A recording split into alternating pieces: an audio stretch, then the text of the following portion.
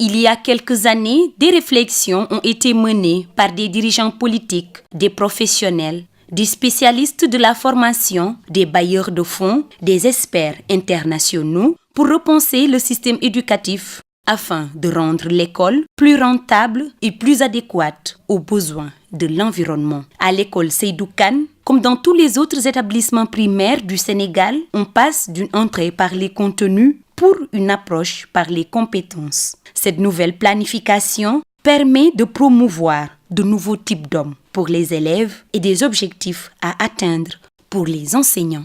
Il a été retenu au Sénégal l'approche par les compétences. Et qui dit approche par les compétences, donc dit effectivement révolution dans la manière de concevoir l'enseignement et dans la manière de concevoir les manuels et les supports didactiques. Donc l'élève qui est en classe fait des activités et on évalue ces activités. Donc c'est ainsi que dans la planification des apprentissages, on parle d'apprentissage. Parce que l'éducation, elle est globale. Donc l'élève peut être faible dans tel domaine, mais avoir des compétences dans un autre domaine.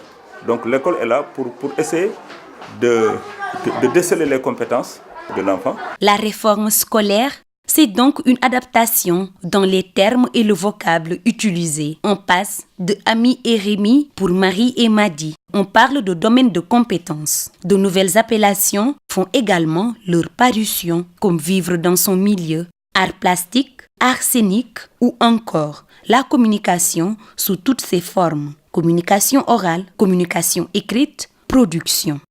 Dans le domaine de langue et communication, donc nous avons communication écrite, nous avons production d'écrit. Au début, on parlait de calcul. On parle maintenant de domaine mathématique. Dans le domaine mathématique, donc l'élève, au lieu de dire géométrie, on dit activité de géométrie. Ou bien activité on disait arithmétique, maintenant on dit activité de numération.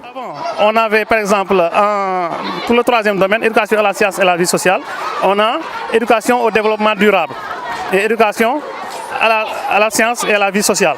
Donc c'est ces domaines-là, c'est ces sous-domaines-là qu'on a maintenant. Avec l'approche par les compétences, la dynamique de l'école change. D'abord perçue comme un lieu de transmission de savoir et de développement de capacités intellectuelles très générales, l'école se soucie plus aujourd'hui de la dialectique, situation, problème de la vie courante.